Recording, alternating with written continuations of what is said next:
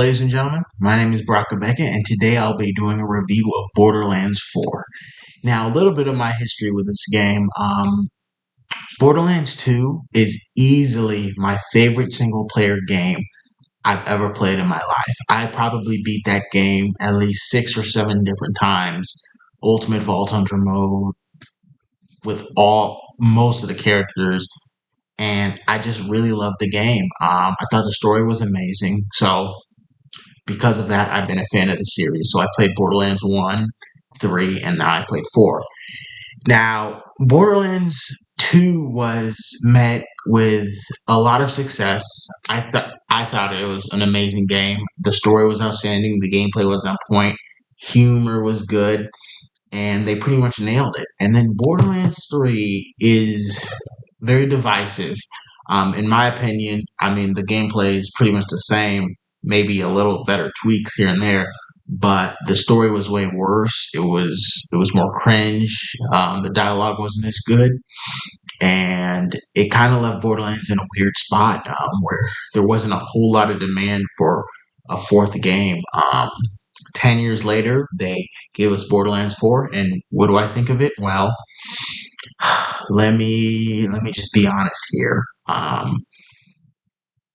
This game disappointed me. Overall, this game disappointed me. Now, am I going to sit here and tell you this is an awful game, you shouldn't play it? Absolutely not. I mean, if I were to look you in the eyes and say, okay, this is a bad game, it's not worth your time, I would be lying to you. That being said, I'm disappointed, and here's why. At the end of the day, the only thing Borderlands 4 does that is different, innovative, new to the formula is the fact that they've gone full open world. That's really it. I mean, the gameplay is identical, completely identical, vehicle pretty much identical. It's full open world. That's the only change. So that's really going to be the main thing that I'm focusing on as far as what Borderlands 4 brings to the table.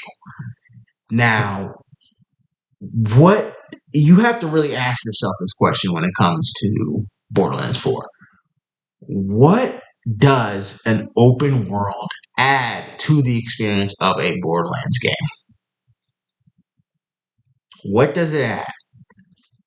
Personally, it adds absolutely nothing, in my opinion. In fact, it actually takes away from the Borderlands experience. I mean, what I loved about Borderlands 2 and what I somewhat kind of liked, or not even liked, but took for granted in Borderlands 3, was that every environment felt crafted to an experience. It was linear-ish, but it felt like each combat scenario was thought through by the developers, and it felt like there was an intentionality to every single section, combat section, enemy encounter, things of that nature. This game, they just spawn. Like, there absolutely is no intentionality with the combat in this game. The enemies, they just spawn, and there's so many enemies. It's like, it's oppressive. Like, okay, like, and it's to the point where it's like, I'm not fighting these enemies. I'm not. It got to the point where I was like, all right, I'm only going to be fighting enemies that have to relate to the plot. So if I don't have to clear out these enemies to continue the plot, I'm not fighting the enemies. And by doing that, I'm just running through sections. Like, enemies spawn, I'm just driving past them. And then the question now becomes, why even spawn the enemies if they can be so easily bypassed? What purpose do they add? It's just mindless, thoughtless combat. And now I'm saying mindless combat, thoughtless combat. That's not to say the combat's bad, because it's Borderlands. I mean, they know how to do a looter shooter. They have the formula down pat. It's not rocket science at this point. It's fine. It's fine. I mean, it's the same. It's been the same since Borderlands 2. And I mean, it's been 10 years since the last game, but I feel like I just played Borderlands 3 yesterday. It's very familiar. Now let me speak about another aspect of this game. The graphics. I'm going to briefly touch on. I don't know why, and somebody tell me if I'm lying, but I feel like Borderlands 2 looks better than this game. And I know that sounds crazy because that one came out in 2012 and this one came out 2025. But I promise you that the art design of that game looks better to me visually.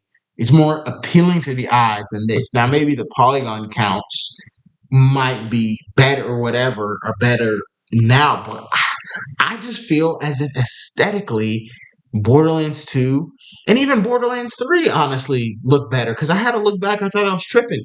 But I think that's really honestly the case. And I mean, that's just unexcusable.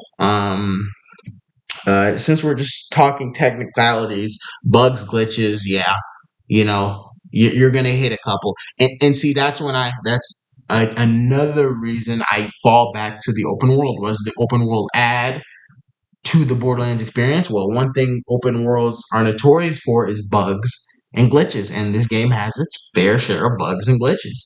I mean, it's not oppressive. It's not like Cyberpunk or whatever release date Cyberpunk, but it's enough to where it's like, all right, bro, like this is not cool. That's that. That's all I'll say on that matter. Now, I'm going to touch on the story here, and I think this story. I was interested to see where they go. I didn't watch any trailers. I didn't watch anything. I wasn't spoiled at all. I didn't know what the story was going to be.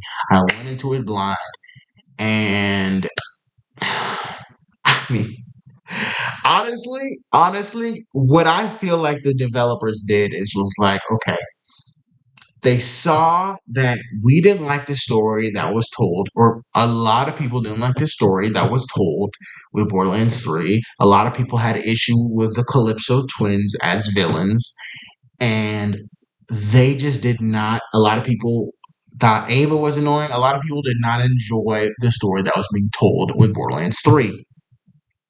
So they were like, all right, they don't like the story we're telling Borderlands 3. Here's what we're going to do, right? We're going to one up. We're just not going to tell a story at all. And maybe I'm exaggerating, but am I really? I mean, this game's story is so simple. So simple. The Timekeeper is an oppressive dictator. Collect collect the command bolts, take out the Timekeeper. And here's how you know there's no story. You know there's no story because the three main missions in this game can be taken on in any order. You choose, technically. And what that tells you is that there is no true crafted story that's being told here. I mean, and the reason I'm just so specifically critical about this is because they did it in Borderlands 2 back in 2012. They had one of the best first person shooter stories I've ever played. They nailed it. And I think it's the same company. But here they just throw up their hands and say, you know what? They just said, look, we made an open world. Enjoy the open world for what it is. And you can hit us later on the story. Like, I mean, they don't even try here. I mean, the Timekeeper as a villain, maybe if fleshed out correctly, could have been a decent villain. Could have been better than the Calypso twins. Fuck. I'm comparing him to the Calypso twins. I'll probably take the Timekeeper, honestly. But he could have been actually a good villain, right? But you never hear from him. Like, you never hear from the Timekeeper. And this is crazy because, like, They got it right in Borderlands 2. In Borderlands 2, Handsome Jack was constantly talking to you, constantly taunting you, constantly having a dialogue with you throughout the majority of Borderlands 2, and it built that hatred. It built that dynamic, that relationship. They got it right then. Here, you connect with the timekeeper briefly to start, and then he just shuts up. He just doesn't say shit. He just locks his mouth, throws away the key till the end of the game, and then it's like, bro, you didn't even really develop yourself. Like, it was weird execution. Just strange. Just strange. And I could sit here and go into detail about the three command bolts, because the story is you grab the three command bolts, but I mean, it's just so generic. It's a repeat every single time.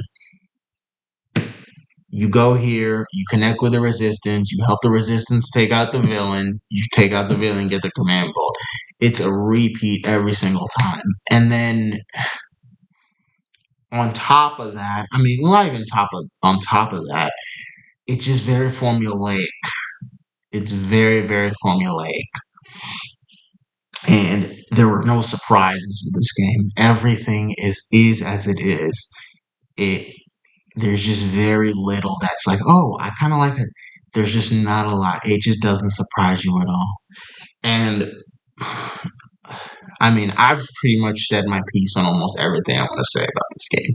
Now, based on my rant, right, you would think I hate this game. And I can't bring myself to hate the game because the gameplay it's Borderlands, and that'll get you in the door, but now that they're in the door, I don't feel like they've done much to warrant any sort of praise beyond saying it's a Borderlands game.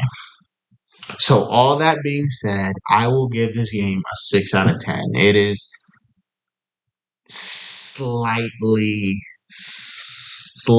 above average just because it's Borderlands. If this was any other game, like if this wasn't a Borderlands game, it would easily be a 5 out of 10. But just because it's that looter shooter Borderlands, they found that niche, I'm giving it a 6. Now, that's all I have to say on this game. I appreciate you watching this review. Stay tuned for more.